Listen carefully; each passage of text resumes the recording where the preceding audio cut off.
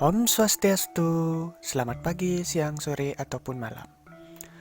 Pertama-tama perkenalkan nama saya Pase Mahesa Gita dengan NIM belakang 025. Saya merupakan mahasiswa program studi arsitektur pertamanan Universitas Udayana. Di sini saya akan menjelaskan tentang taman yang telah saya desain untuk memenuhi ujian akhir semester mata kuliah Taman Tradisional Bali. Di sini saya mendesain taman yang berada di areal rumah tradisional Bali atau yang biasanya kita kenal dengan rumah sikut Satak. Pada desain saya kali ini, yaitu pada desain taman yang berada di area rumah tradisional Bali, saya mengambil konsep yaitu warna dari Dewata Nawasanga, di mana pewarnaan ini dan penempatan tanaman ini menurut warna dari Dewata Nawasanga. Selain itu, rumah tradisional Bali ini dibagi juga menjadi 3 zona atau yang disebut dengan Tri Mandala, yaitu ada Utama Mandala yaitu pada bagian Merajan atau Sanggah, dan juga Jineng. Ada Madya Mandala yaitu bagian Bali Daja dan Bali Dangin, Natah juga termasuk. Dan ada juga Nista Mandala yaitu Bali Dau, Dapur, dan Angkul-Angkul atau pintu keluar. Untuk lebih jelasnya sendiri, mari kita bahas fungsi dari masing-masing bangunan yang berada di rumah tradisional Bali ini. Yang pertama yaitu ada Angkul-Angkul, yaitu sebagai tempat keluar masuk dari areal pekarangan rumah. Selanjutnya ada aling-aling, di mana aling-aling ini berfungsi sebagai pengalih jalan masuk, sehingga jalan masuk tidak lurus ke dalam tapi menyamping. Hal ini dimaksudkan agar pandangan dari luar tidak langsung lurus ke dalam, sehingga memberikan privasi bagi penghuni rumah. Pada depan aling-aling ini juga dipasang patung Dewa Ganesha atau Dewa Gana, di mana menurut keyakinan agama Hindu, Dewa Ganesha atau Dewa Gana ini sebagai dewa pelindung, di mana yang diharapkan daripada penghuni rumah dipasangnya patung ini untuk melindungi mereka dari aura negatif dan ancaman dari secara niskala atau secara magic. Selanjutnya ada Bali Dauh. Bali Dauh ini memiliki tinggi bataran atau dasar yaitu 130 cm. Bali Dauh ini memiliki fungsi sebagai tempat tidurnya anak laki-laki yang berada di keluarga tersebut, dan tempat areal luar kamar yaitu berfungsi sebagai tempat penyambutan bagi para tamu. Terus untuk areal dapur atau paunintu yaitu berfungsi sebagai tempat memasak bagi keluarga, di mana penempatannya kenapa pada bagian selatan rumah dan dekat pintu masuk, dikarenakan orang Bali itu yakin kalau orang dari luar itu harus masuk ke dalam dapur pertama kali, baru boleh masuk ke areal pekarangan, dikarenakan areal dapur itu adalah tempat melingginya Dewa Brahma pada tempat memasak tersebut, dan dimana diyakini kalau orang masuk tersebut maka akan disucikan atau dihilangkan letahnya atau bisa dibilang dihilangkan sialnya, baru boleh masuk ke areal rumah. Selanjutnya di sini ada di pojok yaitu ada Pelinggih Dukun Karang, di mana fungsi Pelinggih Dukun Karang ini sebagai tempat berstananya dewa pelindung bagi rumah, area rumah, di mana dewa tersebut yang boleh mengizinkan siapa yang masuk dan keluar secara niskala. Baik, itulah pada bagian Nista Mandala. Mari kita bergeser pada bagian Madya Mandala. Pada bagian Madya Mandala di sini ada Balai Daja, di mana Balai Daja memiliki ketinggian bataran atau dasar yaitu 160 cm. Di mana tinggian dasar atau bataran ini merupakan dasaran atau bataran yang paling tinggi pada bangunan-bangunan di areal rumah tradisional Bali. Balai Daja ini tersendiri memiliki fungsi sebagai tempat tidurnya anggota keluarga yang perempuan. Selanjutnya ada areal Nata, yaitu areal ruang terbuka hijau. Dan ada Balai Dangin. Balai Dangin ini kenapa disebut Balai Dangin? Karena kalau orang Bali itu Dagin itu adalah timur. Dikarenakan penempatannya dekat dengan timur, makanya disebut Balai Dangin. Ketinggian Balai Danginnya ini lebih tinggi daripada Balai Dauh dan lebih rendah daripada Balai Meten atau Balai Daja, di mana memiliki ketinggian 125 cm. Fungsi dari Balai Dangin ini sebagai tempat pelaksanaan upacara manusayatnya, di mana baik itu upacara pernikahan atau pawiwahan, upacara potong gigi atau mapandas atau potong gigi lah biasanya gitu dibilang, atau juga bagi acara untuk acara sebelum pengabenan layon atau mayatnya ditaruh pada Balai Dangin. Selanjutnya mari kita bergeser pada bagian Madya, dari Madya ke Utama Mandala, di mana kita bahas yang pertama dari Merajan. Merajan ini tersendiri juga memiliki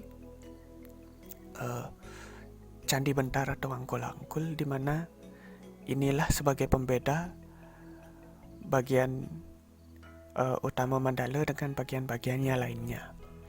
Di mana pada bagian ini kenapa dibuat lebih tinggi dasarannya dibandingkan areal di luarnya, dikarenakan Merajan itu memiliki fungsi sebagai tempat diadakannya upacara dewa yatnya dan juga sebagai tempat persembahyangan bagi keluarga di rumah, dimana semakin tinggi tempatnya semakin juga dipercaya semakin dekat dengan Tuhan. Hal itu dimana bisa dilihat kalau pura-pura di Bali itu kebanyakan berada di area pegunungan. Selanjutnya di Merajan ini juga terdapat biasan, sedan taksu, sedan pengayatan. Untuk sedan pengayatan ini hanya beberapa soroh atau kasta orang Bali tertentu yang memakainya, tapi secara umumnya itu dipakai Pelinggih Padma. Selanjutnya ada yang guru atau rong tiga, dan yang terakhir ada sedan ngurah. Selanjutnya masih juga di areal Utama Mandala, tetapi pada areal Utama Ning Nista, yaitu pada Jineng. Jineng ini memiliki fungsi sebagai tempat penyimpanan hasil panen. Kenapa dibuat Jineng ini? Biasanya orang Bali itu yang berprofesi sebagai petani pasti memiliki Jineng, dikarenakan Jineng ini sebagai seperti yang saya bilang tadi, sebagai tempat penyimpanan hasil panen, di mana tempatnya itu berada di atas dan di bawahnya seperti gazebo, dan di atas atapnya itu terbuat dari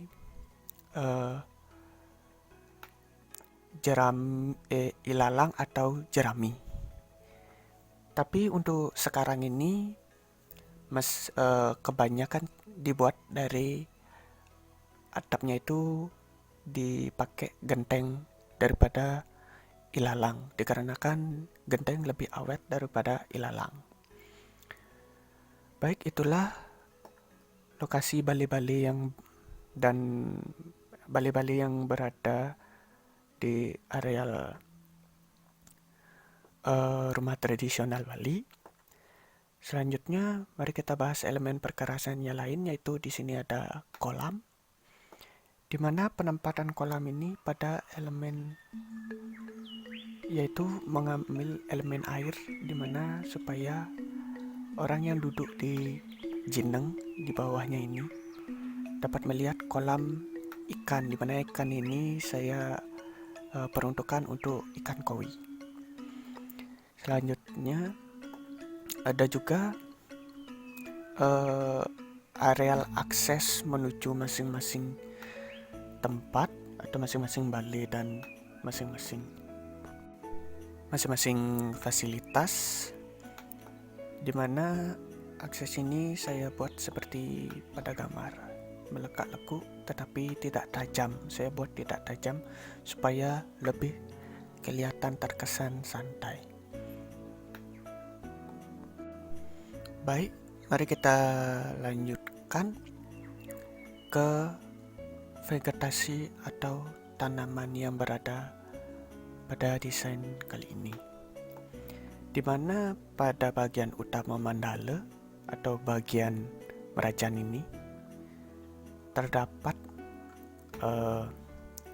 Kamboja putih atau bahasa latinnya Plumeria alba, di mana Kamboja putih ini memiliki fungsi sebagai sarana, dapat bunganya itu sebagai sarana persembahyangan, dan selain itu filosofinya sebagai penyucian, sebagai bunganya itu sebagai penyucian bagi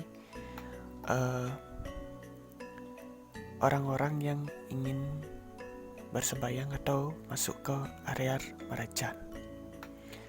Selanjutnya ada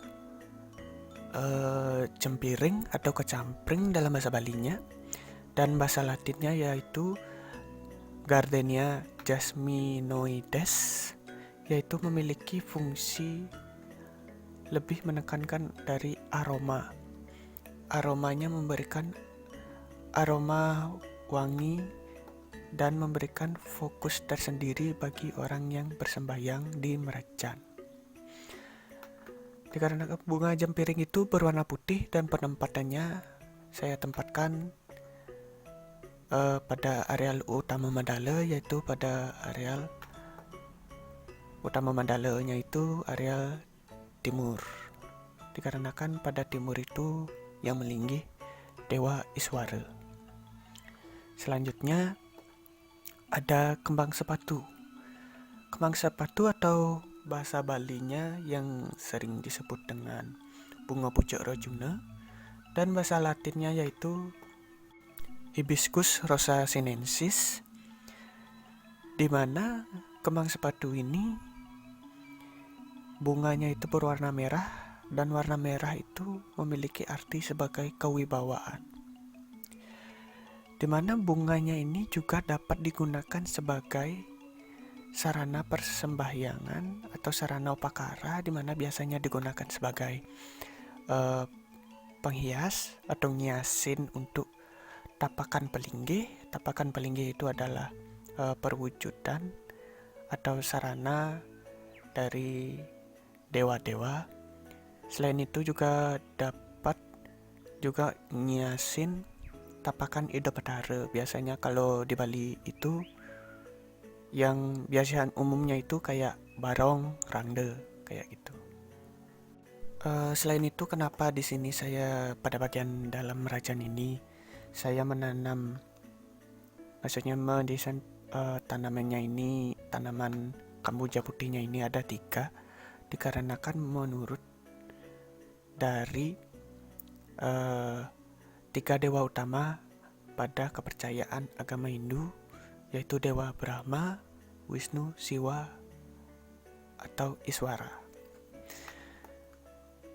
Selanjutnya kita berangkat pada bagian area luar areal Meracan, di mana terdapat juga dua pohon Kamboja putih atau jepun, ada juga jampiring atau kecampring,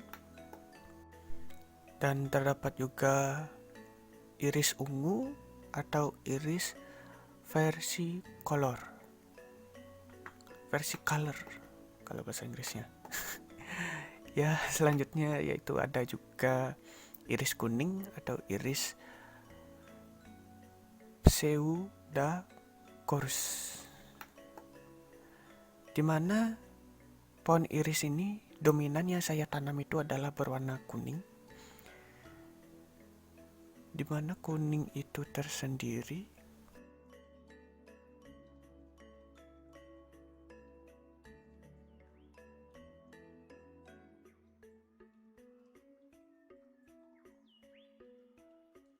adalah warna yang erat dengan prosesi upacara keagamaan. Selanjutnya di sini juga terdapat daun bahagia atau Differentiaceae, ada pohon soka atau nama latinnya Ixora coccinea, ada juga hanjuang atau bahasa Balinya biasanya disebut daun kayu, dalam bahasa Latinnya Cordyceps fruticosa, di mana daun kayu ini tersendiri dapat digunakan sebagai sarana upakara. Makanya untuk sarana upakara ini saya tanam di luaran areal Meracan atau Sanggah. Selain itu, kenapa saya menanam banyak pohon bunga di areal Meracan? Dikarenakan supaya Meracan ini terlihat indah. Selain terlihat indah, Meracan ini juga terlihat lebih cantik dan lebih menarik perhatian kita untuk masuk ke Meracan untuk bersembahyang, sehingga penghuni rumah itu tidak malas sembahyang. Selanjutnya yaitu masih juga di bagian utama Mandala, tetapi di bagian utama Niste, yaitu pada bagian Jineng.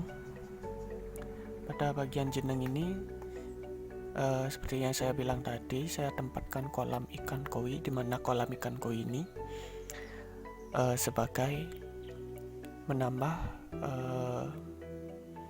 elemen air pada rumah tersebut. Selain itu juga kolam ikan koi ini memiliki fungsi sebagai penenang bagi para penghuni rumah jika sedang duduk pada gazebo yang berada di bawah Jineng. Selanjutnya pada kolam ini di atasnya itu terdapat jangu atau bahasa Indonesianya jeringau, dan bahasa Latinnya Acorus calamus, biasanya difungsikan oleh masyarakat Hindu di Bali sebagai bumbu dapur, biasanya dipakai di basa racang atau basa genep. Selain itu juga dapat digunakan sebagai simbuh atau pengobatan tradisional. Kenapa saya menempatkan kolamnya pada bagian timur? Dikarenakan menurut filosofi Bali itu areal timur itu adalah areal yang paling pas untuk ditempatkan kolam sehingga memberikan aura positif bagi rumah dan bagi penghuni rumah. Oh ya, lagi satu, di sini di Merajan juga terdapat bunga tunjung atau dalam bahasa Indonesianya disebut dengan bunga teratai, di mana bunga teratai ini memiliki makna sebagai bunga para dewa atau bunga dewata. Makanya penempatannya itu berada di areal Merajan. Seperti bisa kita lihat, penggambaran para dewa menurut mitologi Hindu pasti akan duduk di atas bunga teratai. Baik, sekian dari areal utama Ning Mandala.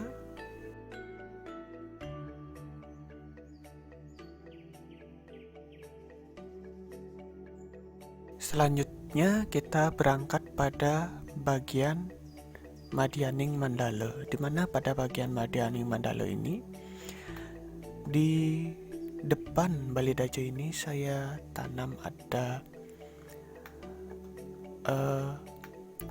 Philodendron Xanadu atau bahasa latinnya Philodendron Xanadu juga. Tapi tulisannya itu pakai X. Bisa dilihat seperti pada bagian ini, X.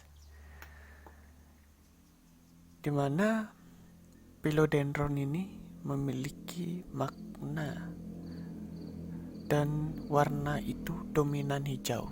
Nanti saya jelaskan kenapa dominan taman yang berada di Bali Daja ini warna hijau dan ungu. Selanjutnya ada Prasok atau bahasa Indonesianya itu pandan Bali dan bahasa latinnya Cordyline australis. Nanti saya bicarakan juga dari segi warnanya. Selanjutnya ada juga Heliconia calathea atau Calathea lutea,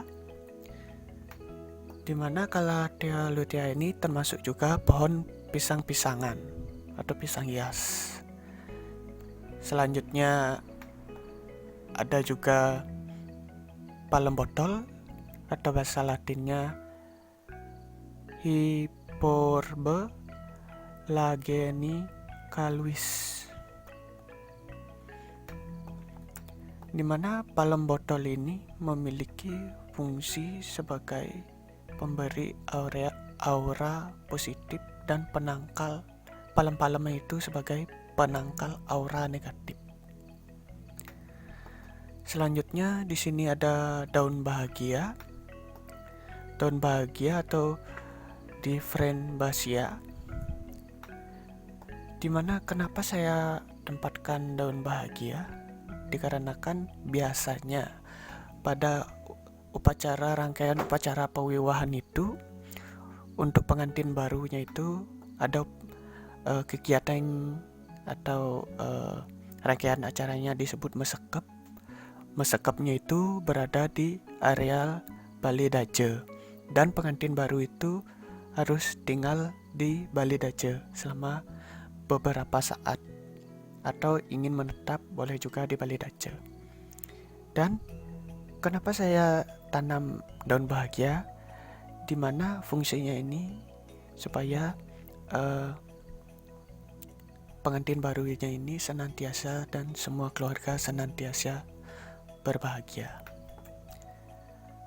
Selanjutnya ada juga pisang hias betet atau Heliconia stricta, di mana pohon pisang-pisangan ini atau pisang pisang hias ini memiliki makna. Kalau dalam Bali itu pisang itu memiliki makna kesuburan, di mana yang diharapkan kenapa ditanam di Bali Daja seperti yang tadi, untuk pengantin baru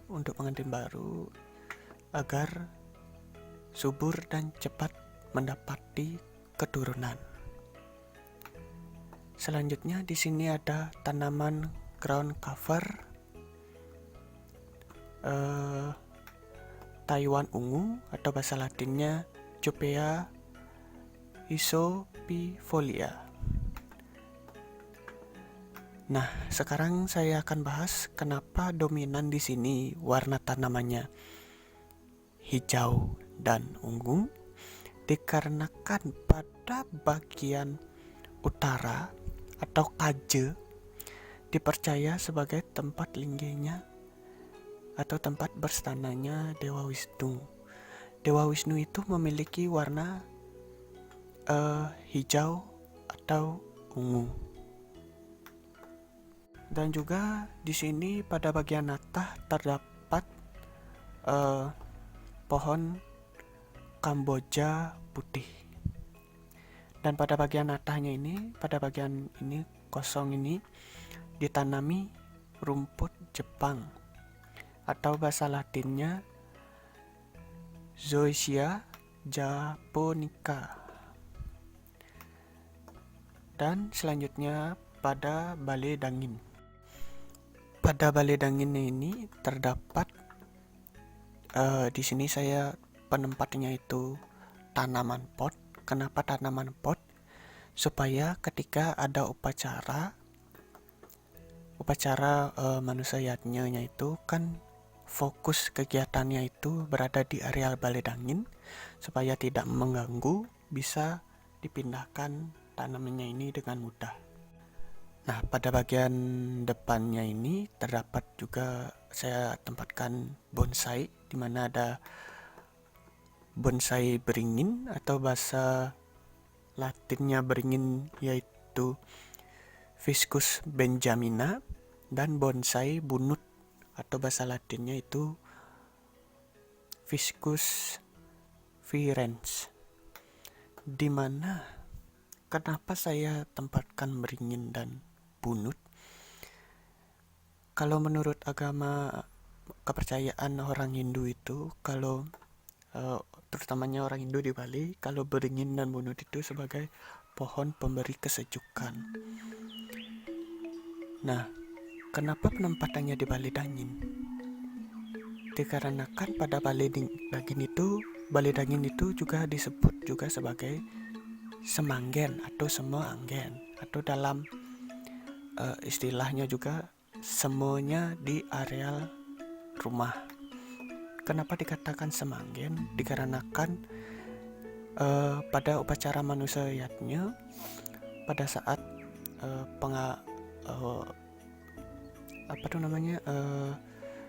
upacara pengabenan kan layon atau mayatnya ditempatkan sementara di balai dangin dan fokus kegiatannya berada di balai dangin.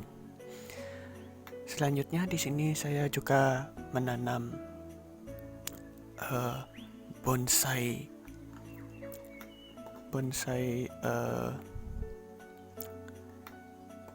Kamboja Jepang atau bahasa latinnya Adenium obesum. Dikarenakan dalam kepercayaan Hindu, Kamboja Jepang itu sebagai pembawa keberuntungan dan memberikan pancaran aura positif.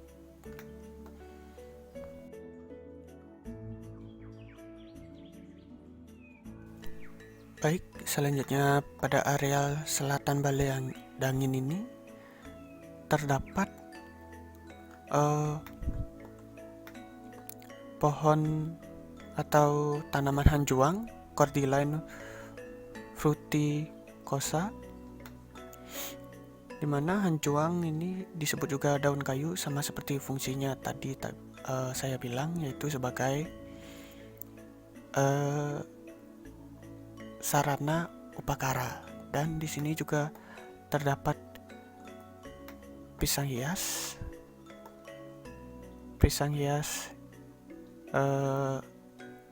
dalam bahasa latinnya yaitu Heliconia psittacorum. Dan juga kenapa saya tanam di sini supaya juga sebagai lambang kesuburan. Selanjutnya di sini juga terdapat Kastuba atau Euphorbia pulcherrima. Nah, untuk warnanya, kenapa warna merah di sini? Nanti saya akan jelaskan pada bagian Nista Mandala nanti. Selanjutnya itu untuk bagian Madhya Mandala. Untuk bagian Nista Mandala, di sini mari kita berangkat dari bagian utaranya. Di samping Tugun Karang yaitu terdapat pisang hias Bird of Paradise atau bahasa Latinnya Heliconia rostrata, di mana pisang hias ini sebagai lambang kesuburan. Dan kenapa saya tanam di sini? Karena lambang kesuburan dan warnanya hijau. Dan juga Heliconia jenis ini adalah Heliconia bentukannya yang lumayan besar, dimana sebagai pelindung, dimana dewa warna hijaunya itu kan dimiliki oleh Dewa Wisnu, dan Dewa Wisnu itu fungsinya sebagai dewa pelindung. Selanjutnya ada di Balai Dauh. Di Balai Dauh ini terdapat juga Heliconia yang pisang hias, Heliconia Psittacorum. Ada juga daun bahagia, dan terdapat juga prasok atau bahasa Indonesianya pandan Bali dan bahasa Latinnya Cordyline australis.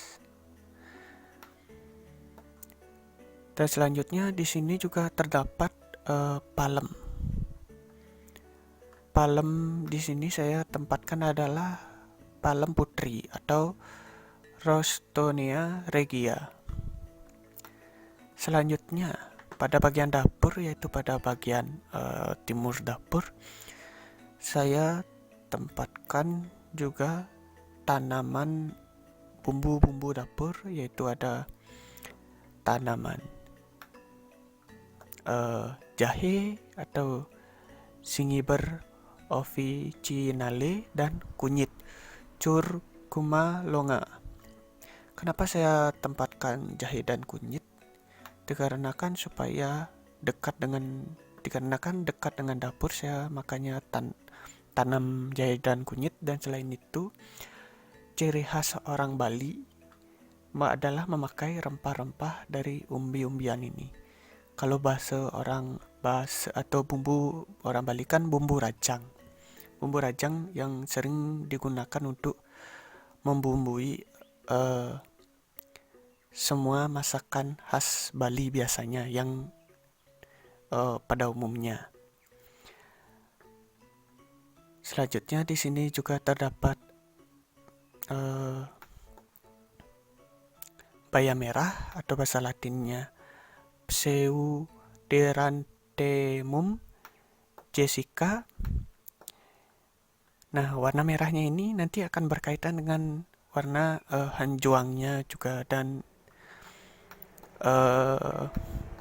kastubanya. Selanjutnya juga terdapat Adam Hawa, yaitu Tradescantia spatacea. Dan Adam Hawa ini kan dominan warnanya merah.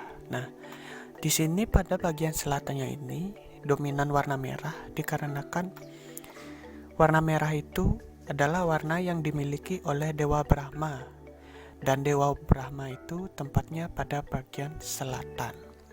Dan juga di dapur juga tempat melingkirnya Dewa Brahma dan Sangyang Agni atau Sangyang api.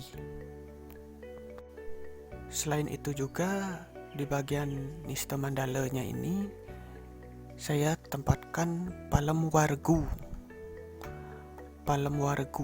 atau bahasa Latinnya itu Rapis excel, di mana palem wargu ini seperti suku palem-palem pada lainnya menurut agama Hindu, yaitu sebagai penolak aura negatif.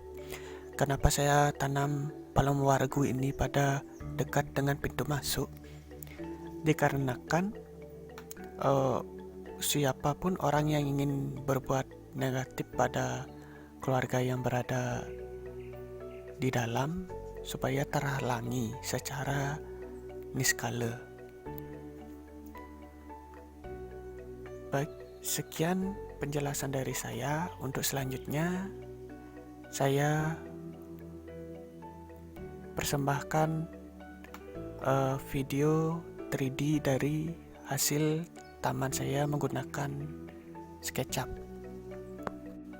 Oh ya, sebelumnya untuk ukuran taman ini memiliki ukuran 25,31